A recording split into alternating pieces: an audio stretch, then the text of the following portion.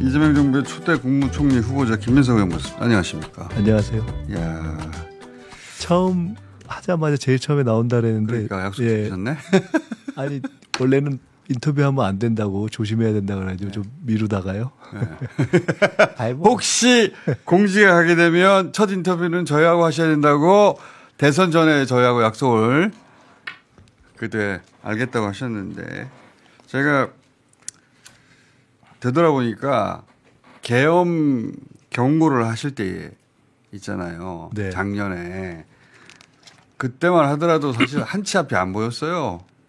그렇죠. 네, 저희 방송에 나와서 그 얘기 하실 때도 앞으로 어떻게 될지 한 치 앞을 모두가 알 수 없었죠. 대부분 저보고 좀 맛이 갔다고 사실은 그랬었어요. 네. 그렇지. 김민석 맛이 갔다고 그랬고 계엄은 무슨 계엄이냐고 그랬고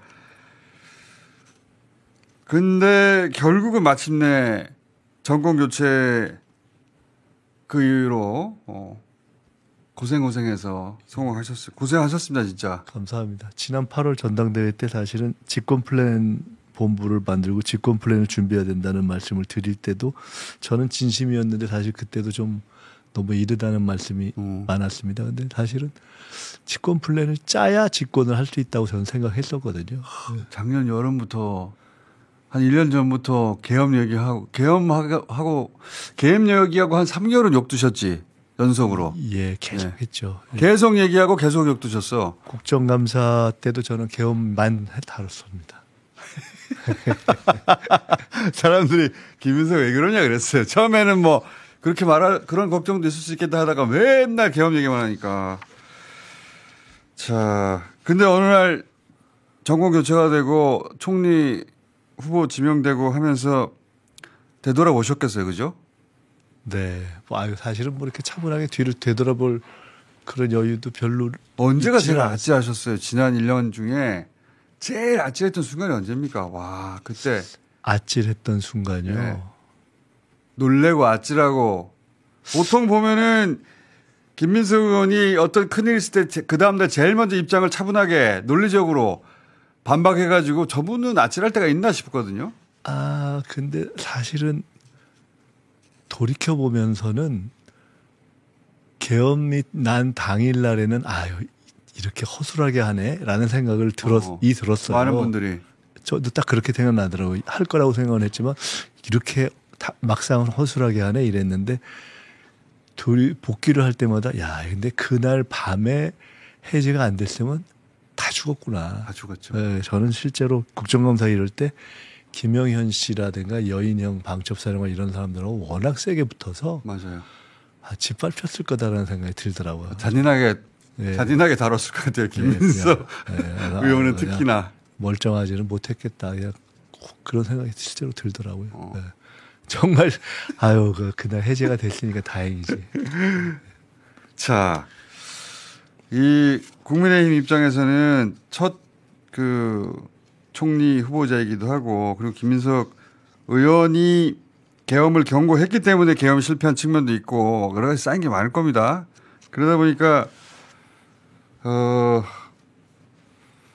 제기하는 의혹도 굉장히 많은데 그중에 제가 정치자금법 위반 사건에 대해서는 2002년 상황을 좀 하기를 했는데 네. 기본적으로는 그때는 기업이 기부하는 게 합법이었어요.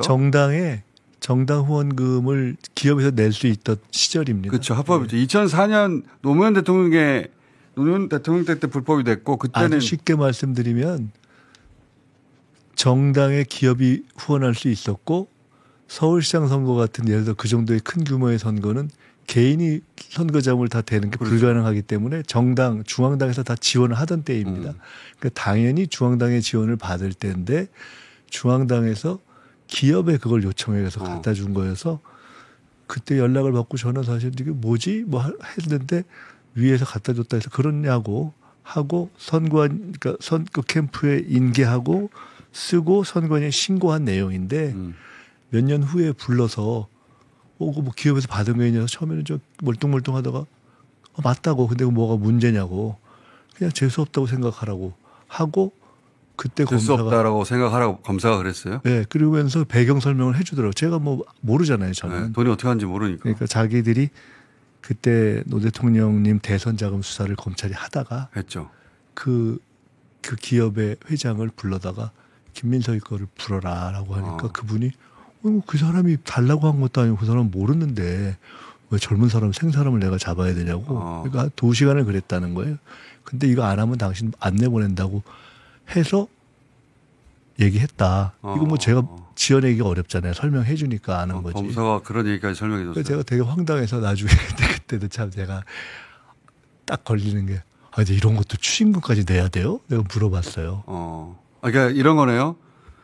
중앙당에서 당신은 정치 자금. 그러니까 선대위원장이 이해찬 총리셨어요. 그때 제 서울시장 선거 때. 근데 당연히 돈이 없잖아요. 중앙당에서 지원을 빨리 해달라고 하고 그때 후원 회장은 정균환 후원 회장이었어요.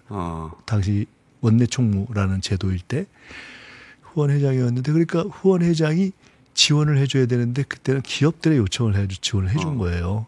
그렇게 가져온 겁니다. 그때는 합법이었으니까. 예. 그런데 영수증 처리가 안 됐다는 거 아니에요? 영수증 처리는 당연히 그런 경우는 중앙당에서 해줘야 맞죠. 했어야 했는데. 예. 뭐 그거 사실은 후보가 그 영수증 처리 안 해줬다는 것 때문에 저 정치자금법으로 벌 받은 경우는 제가 알기로는 거의 저밖에 없는 거 아닌가 싶어요. 그때는 근데 이해도 가는 게 그때 검찰이 노무현 대통령을 무척 무시하고 그러니까 사실은 괴롭혔죠. 그게 저는 그래서 흔히 어떤 사람들이 아니 노무현 대통령 시절인데 그러면 너가 정치 검찰에 당했다 소리냐 이러는데 저도 문재인 대통령 시절에 조국이 당한 건 정권에 뭐가 했나 이렇게 생각해서 나중에 노 대통령님 제가 뵀잖아요. 네. 그거 보고서 저도 혹시나 하는 오해가 있었는데 전혀 아니더라고. 모르셨더라고. 아니 그러니까 정치 검찰이었으니까. 정치 검찰이 이렇게 저렇게 하고 뭐 장난을 친 거예요. 차기 민주당 주자였으니까 괴롭혔겠지. 그거는 문재인 대통령 시절에 윤석열이 조국 괴롭힌 것처럼 생각하면 똑같은 거예요. 노무현 대통령 시절에 차기 김민석을 그때부터 괴롭힌 거죠. 엄청나게. 그리고 나서 근데 수사에 불러놓고 그 사연을 얘기해 줘요. 검사가. 이렇게 된 거라고. 제가 모르니까 왜 재수없다고 생각해라. 딱 그 표현을 쓰더라고요. 재수없다고 재수없다고 생각하고 제가 추징 이런 거 내야 돼요. 일단 돈이 없으니까 생돈을 내야 되니까. 그러니까 그건 어떻게 할 수가 없다는 거예요. 너무 황당하더라고요. 결국은 나중에 그걸 생돈을 개워서 냈죠. 아니 본인이 쓴 게 아닌데 선거자금으로 쓴 거고 선관위 보고한 건데. 그래서 제가 굉장히 저기하게 생각한 그 후에 한 10여 년 있다가 그 돈을 가져왔던 분이 나중에 그 대기업의 회장이 됐어요. 아 그래요? 근데 그분은 우연히 어떤 결혼식장에서 만났는데 저한테 자기가 평생 누구한테 미안한지 이러는데 저한테 미안하다 그러더라고요. 그 일로 인해서. 왜냐하면 가서 증언을 했는데 법정에서 갖다 준 건 사실이니까. 근데 사실은 달라고 한 적도 없고 그날 처음 만난 사람한테 그렇게 된 거니까 황당해요. 중앙당에서 갖다 주라고 해서 갖다 준 건데. 황당하잖아요. 사실은 정치자금이 과연 누구의 요청에 의해서 어떤 용도를 써서 개인적으로 썼으면 그게 정치자금의 구성이 될 수도 있을 텐데 그래서 저는 한번 청문회 때 불러서 누가 달라 그랬어요? 이런 거 한번 물어보고 싶어요. 그 사람들 이제 이런 얘기가 불거졌으니까 그러면 그때 근데 그리고 나서 그리고 또 한 10몇 년 지난 다음에 그 당시 후원회장 당의 중앙당 후원회장 이제 정균환 후원회장이었는데 뭔 얘기를 하다 그때 얘기를 했어요. 내가 사실 그래 이런 것도 하더니 그 정균환 후원회장이 저한테 자네는 그 얘기를 왜 지금 해야 하나 이러더라고요. 그래서 내가 뭐 당에서 나 뭐 도와주려고 그런 건데 내가 그걸 뭐라고 하겠냐고.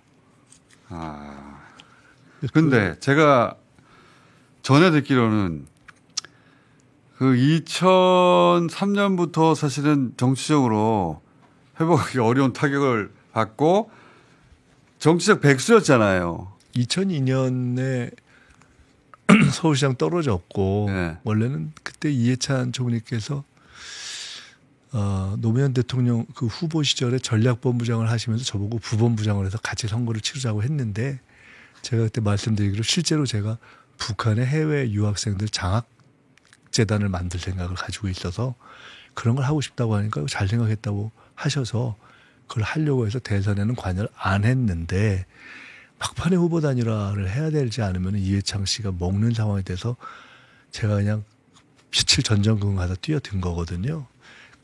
무리가 있었죠. 네. 그래서 다 이회창이 된다고 하는 상황을 뒤집으려고 그때 이제 하다가 그게 이제 저에게는 큰 상처도 되고 그래도 후보 단일화를 하고 근데 전혀 생각도 못했던 지지철회라는 것이 일어나고 그걸 통해서 제가 이게 정치공학이 아니라 국민의 힘으로 되는 거구나라는 생각이 그때 제가 이제 뼈저리 깨달음을 얻게 되고 뭐 이런 것이 있는데 그날 이후로부터 저는 얼굴을 들고 다니지 못하는 백수가 된 18년 거죠. 고생하셨어요. 18년.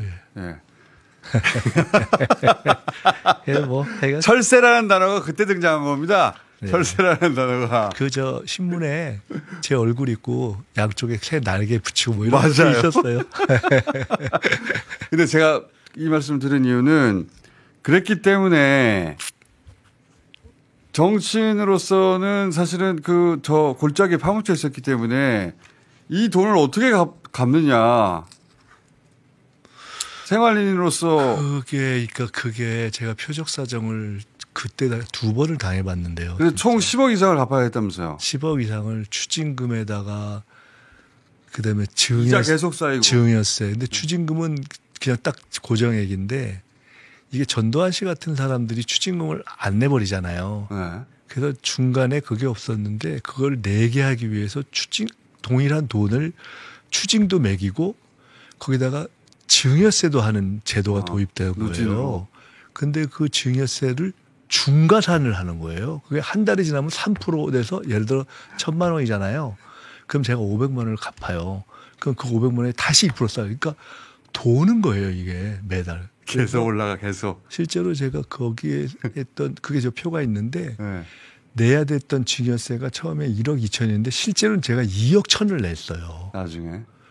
그러니까 중간에 막 내도 올라가니까 미칠 것 같더라고. 그래서 저게 1억 7천 내도 계속 올라가는 상황에서 못 견뎌서 우리 어머니 집을 담보로 이걸 내가 나중에 우리 어머니한테 말 잘해가지고 내가 물려받으면은 이걸 싹 갚겠다. 그걸 조건으로 분납하자고 세무서에 가서 얘기를 했는데 얄짤없더라고요. 분납을 안 된대요.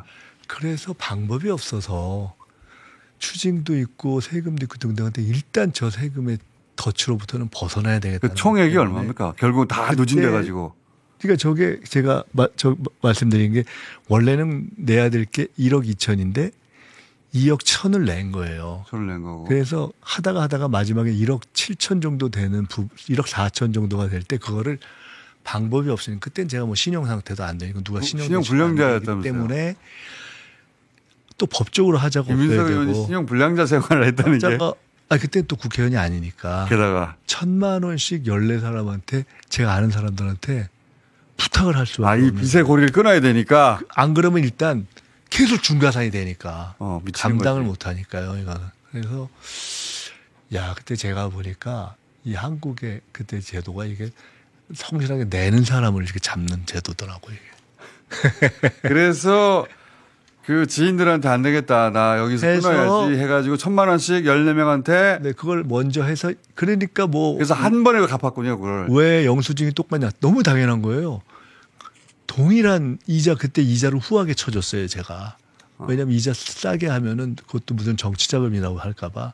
그러니까 비교적 당시 시중가보다 조금 낮게 해서 이자까지 다 계산해서 하고, 그 다음에 이거 5년으로 하고, 원금 다 갚고, 이자는 계속 갚아나가고, 혹시 원금이 안 되면 연장하자. 그러니까 지인들한테 1,000만 원씩 14명한테 나 이거 이자만 갚는 것으로는 도저히 버틸 수가 없다. 계속 늘어나서 한 번에 다 갚게 1,000만 원씩만 빌려다고 해서 다 모아서 한 번에 갚고. 갚아야. 네. 일단 그 다음에 그래야. 그거를 정치 자금이라고 하던데 또 지금은 국민의힘에서. 이거 말이 안 되는 거죠. 중과산에서 왜냐하면 이자 낸 게 있으니까. 그리고 또 원금 갚았어요. 하여튼 그런 돈 문제 가지고 막 괴롭히는 게 하나 있고요. 예. 이거는 이제 충분히 청문회도 자세히 설명하실 것 같고. 네. 가장 최근에 나온 건 또 뭐가 있냐면은 이거는 허위 투성 그거 말씀드리려고 그래요. 가장 최근에 나온 건. 저도 요즘 찌라시고 뭐고 다 보고 있는데 네. 어떤 분이 이 김민석에게 수십억을 뜯겼다고. 수억이었어요. 수억이었어요? 네. 수억을 뜯겼다고 자살을 하면서 유서를 썼다. 이런 사건이에요. 저게 네. 저도 참 무서운 건데 제가 겪어본 많은 소설 같은 일을 겪었는데 가장 소설을 뛰어넘는 일이었어요. 그러니까 어떤 사람이 부부로 알고 있네. 네, 부부가 자살했는데 그 부부가 김민석한테 돈을 수억을 뜯겨가지고. 저게 이제 이렇대요. 제가 들어보니까 네. 누군가 극단적 선택을 하면서 나 억울하다 이러고 투서를 그때 검찰총장한테 하고 갔다. 검찰총장한테 했어요. 네. 그렇다고 저 들었어요. 저 그 유서를 못 봤어요. 근데 그렇게 하면은요. 그거는 100% 그냥 진실로 인정된대요. 그럴 수밖에 없을 거예요. 사람이 적어도 죽을 때는 진실이다 이렇게 얘기하잖아요. 그러면서 그렇게 한 거예요. 근데 너무 황당한 거예요. 그 결론은 뭐였냐면 그 얼마 전에 어떤 분이 나 서울시장 떨어졌는데 이명박 씨한테 가서 제가 형님 나 먹고 살아야 되니까 나 좀 도와주셔 이러고서 뭘 청탁을 하나 해달라는 거예요. 그럼 해줄 거라는 거예요. 너무 황당하잖아요. 결론은 제가 말이 안 되는 것 같아서 안 들어줬는데 너무 이상해서 도대체 왜 이러냐 하고 추궁하는 과정을 진짜 저도 천우신조로 옆에 있던 제 보좌가 녹취를 한 거예요. 그래서 제가 그때 미국에 로스쿨 공부하러 가려고 공부하고 있을 텐데 원룸 얻어가지고 어느 날 갑자기 문자를 보니까 그분이 그렇게 됐다는 거예요. 그분이 자살하면서 그러니까 자살했다는 것만 저는 알게 됐죠. 김민석이 나한테 돈을 뜯어가지고 내가 억울해서 이런다라고 투서를 했다는 거예요? 그거는 이제 했다는 건 나중에 알았고 네. 저는 그렇게 했다는 것만 문자만 봤죠. 너무 무섭더라고요. 그러고 한 몇 주 있다가 저한테 전화가 왔어요. 검찰에서.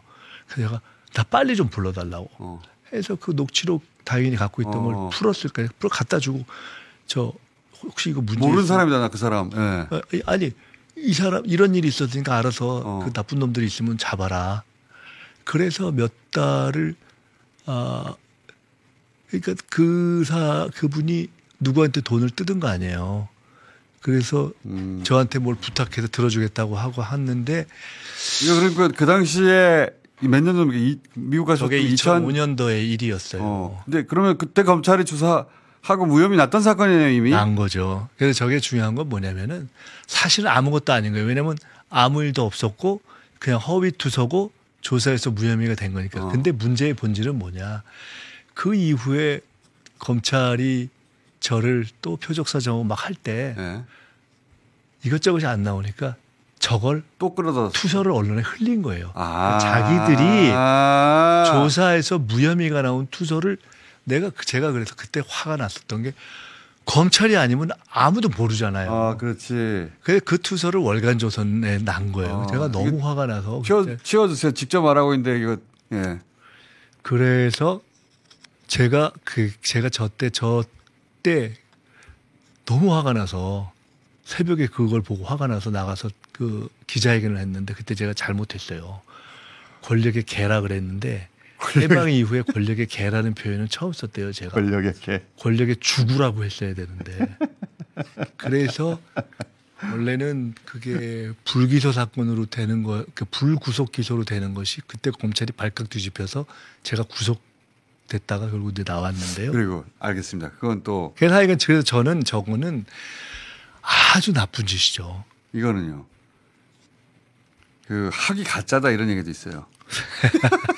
제가 아무리 그래도 제가 미국하고 중국에서 석사하고 박사하고 미국 변호사하고 중국에서 학위했는데 네.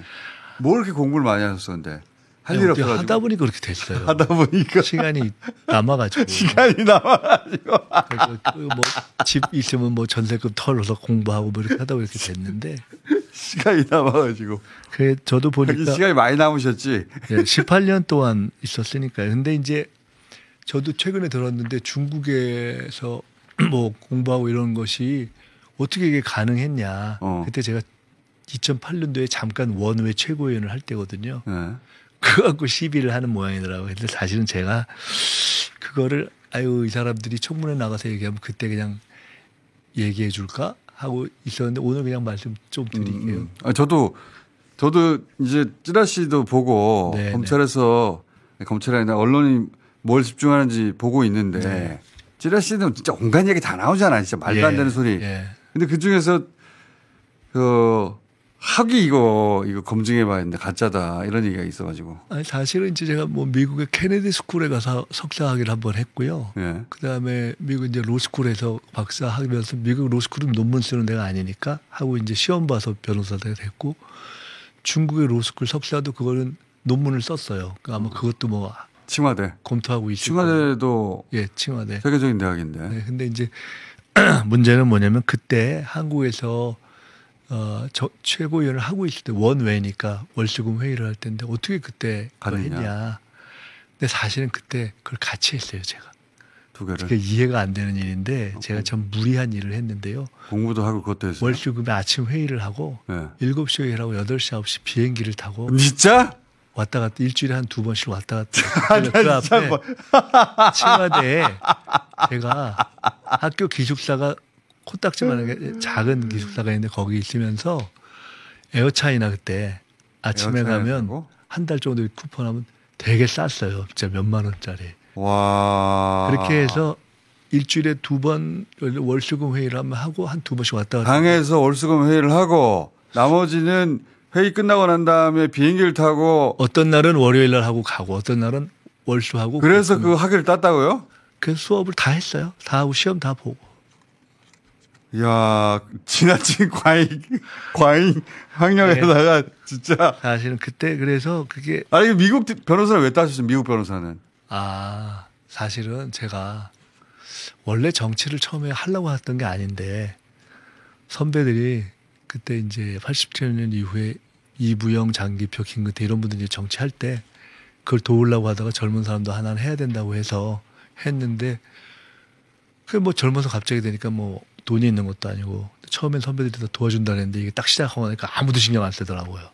그러니까 힘들게 정치했죠. 근데 나중에 게다가 정치자금법 이런 걸 좀 몇 번 당하고 보니까 일단은 첫째는 아유 내가 혹시 그때는 이제 제가 정치할 거라는 다시 돌아올 거라는 전망이 없잖아요. 그때는 못 돌아올 가능성이 높았죠. 높았죠. 근데 네. 혹시 돌아오더라도 그냥 내가 벌어서 하고 두 번째로는 미국에 대한 공부를 하는 데 있어서 법 공부를 하는 게 미국에 대한 이해를 하는 게 제일 도움이 되겠다는 생각이 들어서 꼭 미국 변호사를 해서 뭐 그야말로 흔히 얘기하는 뭐 미국 변호사로 보면 가서 하고 뭐 이러기에는 나이도 너무 들었어. 좀 쉽지 않다고 생각했는데 그래서 저는 로스쿨 가고 미국 변호사에게 상당히 도움이 많이 됐다고 봅니다. 미국에 대한 이해를 하는 데. 그래서 제가 미국 헌법과 형사소송법에 대한 관심이 뉴저지주 변호사죠. 네. 학력 과잉이에요. 죄송합니다. 한 가지만 저 말씀 좀 드리고 싶은데 아까 추미애 우리 의원님 말씀하셨던 민주당 얘기 나오셨는데요. 네, 정당. 그게 어떻게 된 거냐면은 김한길, 안철수 이분들이 새정치민주연합이라는 걸 만들었던 때가 있어요. 맞아요. 그때 민주당이라는 당명을 버렸습니다. 맞아요. 근데 저는 정치 안 할 텐데 민주당 하는 사람들은 민주당 당명의 의미를 알아요. 근데 그분들이 일부러 민주당 잘 안 쓴 거예요. 맞아요. 그래서 너무 걱정이 됐어요. 우리 주변에 있던 연합이라고 했죠. 연합. 저 민주당이 우리에게는 상징인데 저걸 그때 좀 죄송한데 누구한테 우리가 농담처럼 야 저걸 허경영이 가져가면 어떡하냐 우리가 그런 거예요. 그래서 민주당 당명을 보존해야 된다 해서 제가 저는 정치를 안 하니까 제 아는 분한테 혹시 그거 한 10,000명 모아가지고 당명 보존해 놓을 생각 없냐 해서 그걸 만든 거예요. 그리고 오해를 받을까 봐 당시 권노갑, 김원기, 정세균 세 분한테는 제가 민주당 당명을 보존해 놓습니다. 나중에 필요할 때 언제든지 말씀하시겠 저는 결국은 민주당 당명을 쓰게 될 거라고 봅니다. 그리고 그거를 김종인 위원장 때 이거를 합쳐서 하시라고 했는데 김종인 위원장이 거절하더라고요. 그냥 관심 없었겠지. 저분은 민주당에 대한 정체성이 없구나 이렇게 생각했어요. 근데 이제 문재인 후보가 되시고 나서 문재인 후보가 이제는 민주당을 써야 될 때가 됐다 하면서 추미애 대표하고 합치라고 말씀하셔서 그때 그렇게 된 거예요. 그러니까 계획을 참 길게 잡으시는 분이야. 이 채무 관련이나 이런 거는 자세한 거는 청문회 때 하시면 될 것 같고 정치자금법 관련 그다음에 그 최신인 이 투서 유서 관련도 사연을 들었고 학력도 들었고 뭐 다른 건 사실 별거 없습니다. 근데 그 말도 안 되는 것도 또 있어요. 그 저는 그건 의도적으로 끼워 넣은 거라고 보는데 보셨는지 모르겠는데 언론에서는 감히 다루지 못하던데 찌라시를 한참 돌아다니니까 제가 그냥 얘기할게요. 김민석이 콜고를 불렀다 이런 것도 있어요. 어디다? 찌라시에서 돌아다녀요. 못 봤는데요. 그거는 제 생각에는 일부러 찌라시 넣어서 돌리는 거라고 보는데 그러니까 있구나. 김민석 후보 어차피 낙마할 사람이다. 어차피 이거 터지면 갈 사람이니까 막 따라도 된다는 시그널로 집어넣는 거거든요. 아, 그래요. 그런 것도 있어요.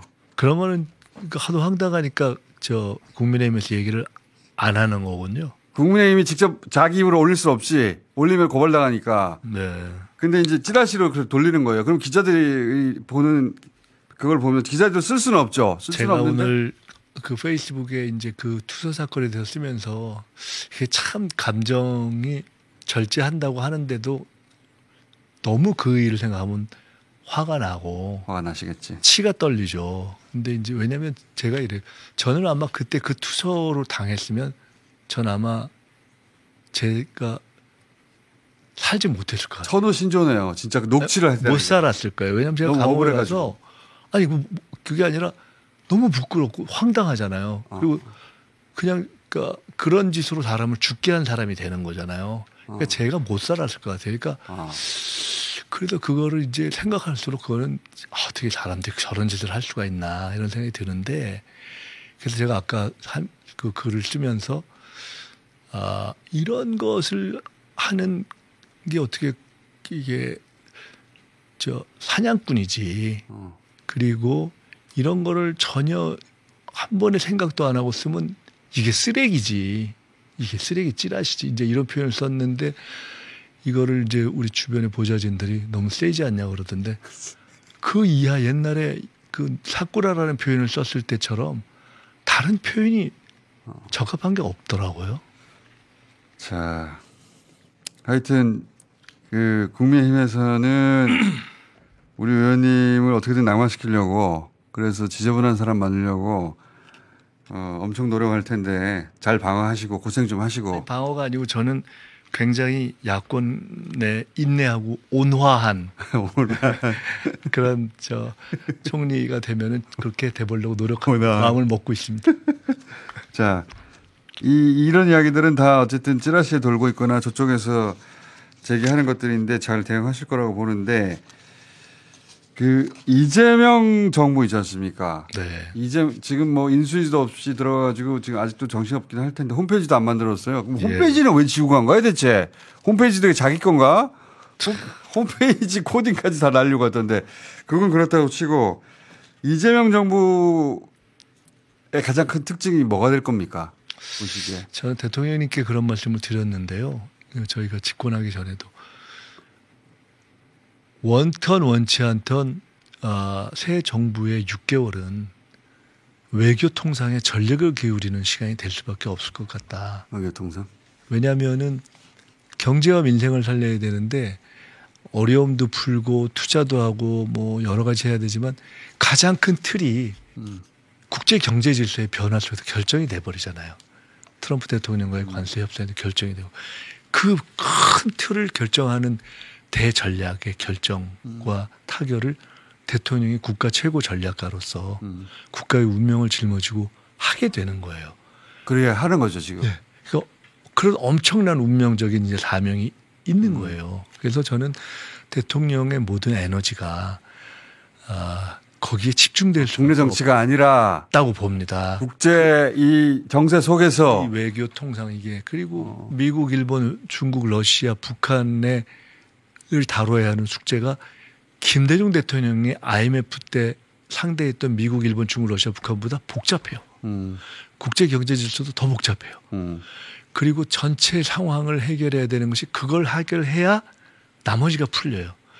그래서 저는 그것을 하는 외교 통상에 우리 대통령의 에너지가 집중될 수밖에 없다고 생각하기 때문에 그것을 집중하셔야 되는데 그러면서 생길 수 있는 하여간 집중력을 안정적으로 뒷받침하도록 그 초반 6개월 동안에는 제가 총리가 되면 전력을 다해서 목숨을 걸고 내가 막을 부분은 막겠다 이런 생각을 하고 있습니다. 국내 정치 처리할 거 그렇게 말씀드렸고, 그러니까 대통령이 그 문제에 온전히 집중할 수 있도록 예, 그것이 온 국민의 운명이 걸려 있기 때문에 대통령에게 그런 전략적 사고가 있습니까?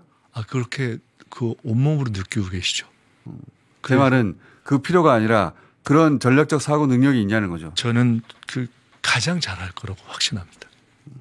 그래서 그렇게 그런 대화를 저희들이 나눴고 그런 생각을 하고 계시고 그래서 그거에 전념해야 된다고 판단하고 계시고 그래서 그런 상황에서 또 보완되어야 될 부분을 제가 아까 표현했는데 제가 정말 저는 목숨을 걸고 제가 막을 생각이고 제가 할 일을 다 할 것이고 대통령께서는 그 부분 최선을 다해서 함께 이렇게 잘 서포트해라 이렇게 생각하고 계십니다.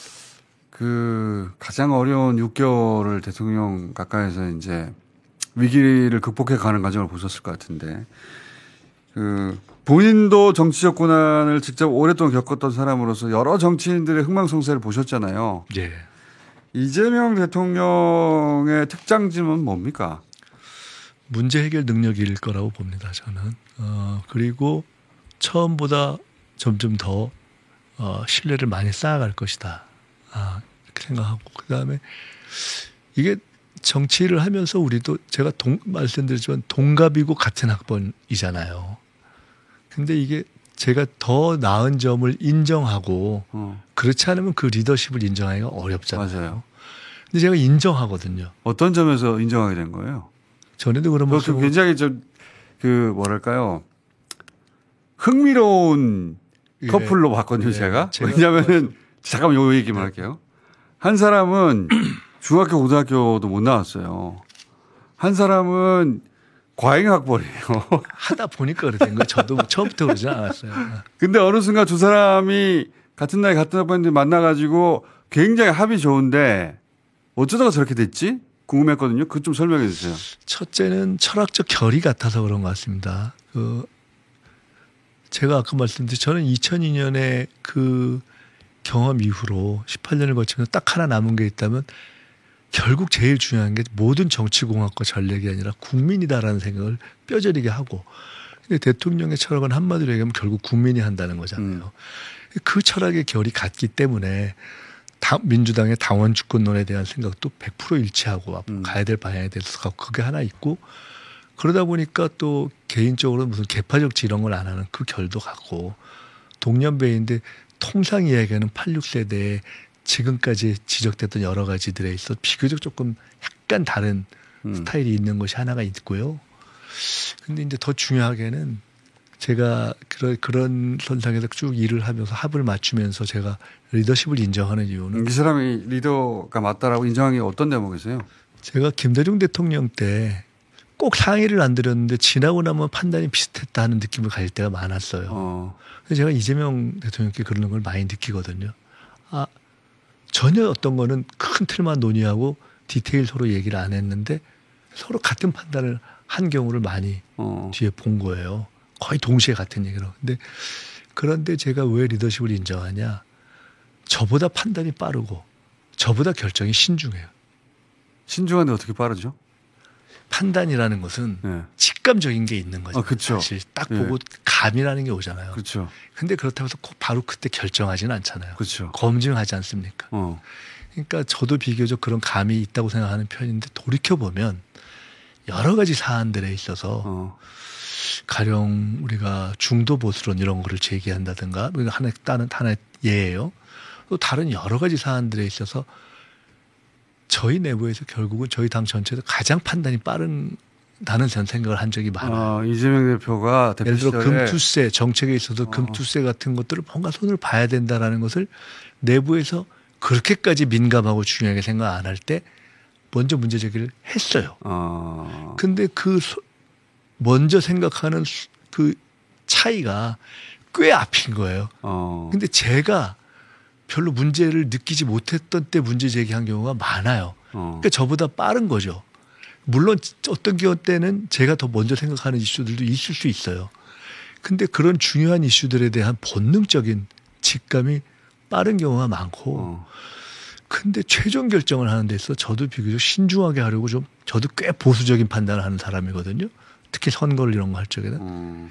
근데 대통령은 어떤 결정을 해야 되는 데드라인에 마지막까지 10의 결정을 되면 9.99까지 씁니다. 스타일이. 풀로 마지막까지 쓰고 또 하나는 늘 소위 레드팀을 두는 게 습관이 돼 있는 분이에요. 그래서 꼭 하고 자기가 듣고 싶은 얘기만 듣는 게 아니고 항상 레드팀을 지정하고 꼭 레드팀을 이야기를 마지막에 청하고 가급적 토론이라는 게 일방화되지 않도록 하는 분위기를 만드는 것의 중요성을 아는 분이에요. 근데 저는 그것이 어떤 과정을 통해서 저분이 저런 식의 리더십 스타일을 익혔지 하는 것을 생각해 볼 때가 있는데 어쨌든 성남과 경기도지사 도정을 통해서 그런 걸 한 것이고. 영어 도우랑 많이 당했으니 그런 것도 네. 있죠. 물론 이것과 다른 예를 들어 과거에 계곡 문제를 해결하는 그런 어떤 현장 돌파력 이런 것은 별개입니다. 그런 것은 이재명 특유의 많이 사람들이 그러니까 대중적으로 접한 하나의 영역이 있는 거고 네. 제가 말씀드린 제가 지켜보면서 가까이서 본 다른 영역인 거죠. 이건 오히려 조금 더 실제로 리더십이 높은 차원에서의 얘기 최고 지도자로서의 걸 보면서 감이 빠른데 최종 결정을 듣지 신중히 하고 레드팀의 이걸 꼭 듣고 그 사실은 어렵거든요. 어렵죠. 어려워요. 이건 많이 사람들의 결정 과정을 보는데 마지막까지 시간을 풀로 쓰기가 어렵습니다. 그 전에 하는 경우가 많거든요. 근데 그 마지막까지 쓴다는 것의 의미는 마지막까지 자기 판단을 열어놓는다는 뜻이에요.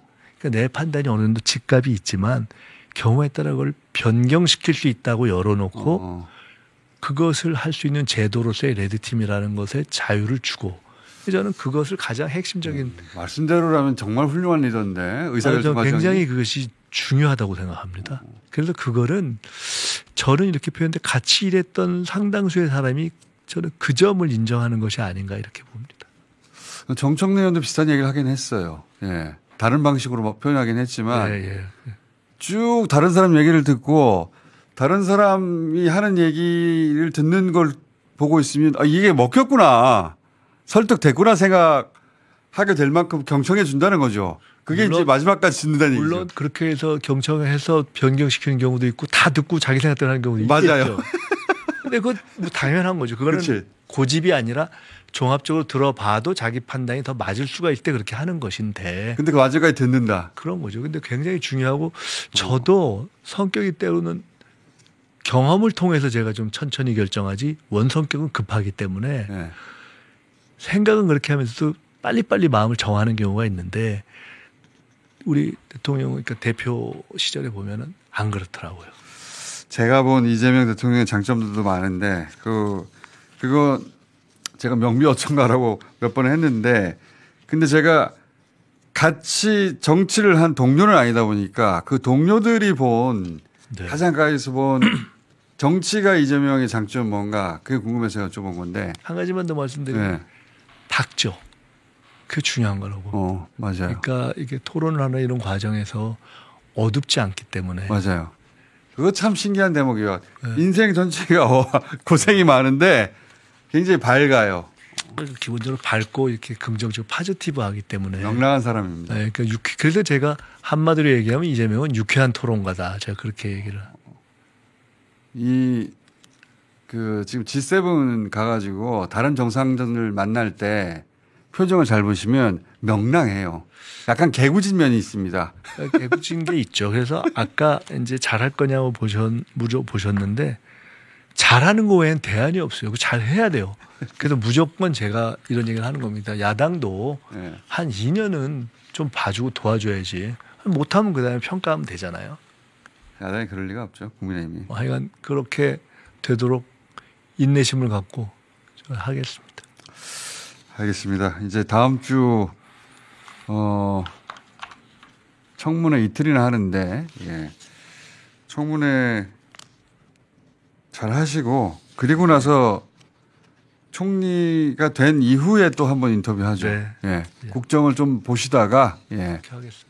또 한번 보시죠. 감사합니다. 오늘 여기까지 뵙겠습니다. 감사합니다.